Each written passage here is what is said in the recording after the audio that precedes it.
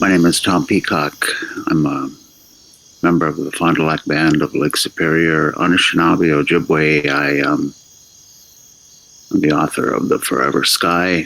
Um, did the book with illustrator Annette Lee, who is a professor of astronomy at St. Cloud State University. And I am a writer of Ojibwe history and culture, and also do short stories and historical fiction about the Ojibwe. I wrote Forever Sky to introduce young people to the Ojibwe thinking about the afterlife and cosmology. And in the process, it became a book about grieving. So really, that's what Forever Sky is all about. One fall night, two brothers were lying in a meadow watching the stars. Nuku's spirit is there in the stars, began Nigani, the older boy. Uncle has told me. The past year, an illness had come to the village. It claimed several lives, including their grandmother, Nuku. Uncle said when Nuku's spirit left this world, it went there. He pointed toward the sky. I miss Nuku. I love her as big as the whole sky, said Nigani. Yes, the whole sky, said Beneshi, the younger boy. After Nuku's passing, Uncle began taking Nigani to the meadow in the evenings. He had noticed how much the boy missed his grandmother. I will tell you stories so you know where she has gone, Uncle began. Maybe you will feel less sad, even though you will still miss her. The sky and stars all have stories, he said. This is how Nigani came to know about the sky. When you are older, Uncle will bring you here and teach you as well. We need to know the story, said Nigani to his brother. Why? Asked Beneshi. So when we are uncles, we can teach them to our nephews and nieces. So they will teach their nieces and nephews. In that way, the story will go on forever. The boys lay quietly for a long time, looking up at the sky full of stars. Then Nigani spoke. The stars are too many to count, and the sky is so big it goes on forever. That is why we call it Gajage Gishik, the forever sky. Nigani told Beneshi more of what he had learned, how the stars form shapes of different spirits, animals, and things that live in the sky during each of the seasons.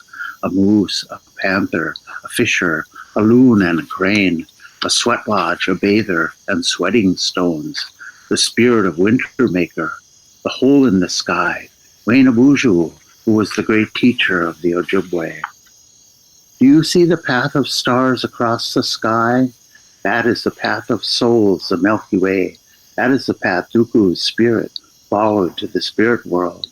The path leads to the land of souls. That is where Nuku's spirit is. Everyone who has passed is there. All who are there are happy. For many nights, the boys returned to the meadow, and one special night, they stayed very late. That night, a beautiful show of lights filled the sky. The northern lights, began Nigani, are the spirits of all our relatives who have passed on. Do you see them? He asked. Yes, I do, said Beneshi. What are they doing? Asked Nigani. I think they're dancing, said Beneshi. That is what they were doing.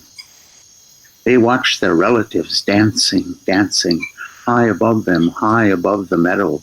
Each night, said the older boy, the spirits take turns leading the dance. Sometimes the dance is led by babies and young children, and the boys imagined it. And sometimes the dance is led by those who were missing an arm or a leg in their lives on earth, or were blind and could not hear while they lived on earth. In the spirit world, all see, all hear. No one is missing arms or legs, and the boys imagined it. And sometimes the dance is led by the warriors. Warriors aren't just those who go to war. Warriors are all people who do good things. They visit the sick. They hunt and fish and give food to the hungry. They become mothers and fathers to children who are without parents. And the boys Imagine that. Many nights they returned to watch their relatives dance. Then came a very special night while they lay in the meadow. I know who's dancing tonight, said Beneshi. I see her. Nuku was leading the dance, along with all of the elders. And that night they remembered Nuku's voice, almost as if she spoke to them. I miss you, she began, and I love you each as big as the sky. But I'm happy here. My relatives who have passed on are here. My mother, my father, my grandparents, brothers and sisters, my aunties, uncles, and cousins. Before leaving the meadow that night, the boys offered some asema, tobacco. They thanked the Creator, and after that night, they were happy for their grandmother, even though they missed her very much.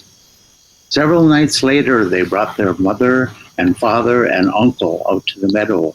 They all lay on their backs and looked up into the forever sky, and they waited and waited and waited until the northern lights began dancing, dancing, dancing.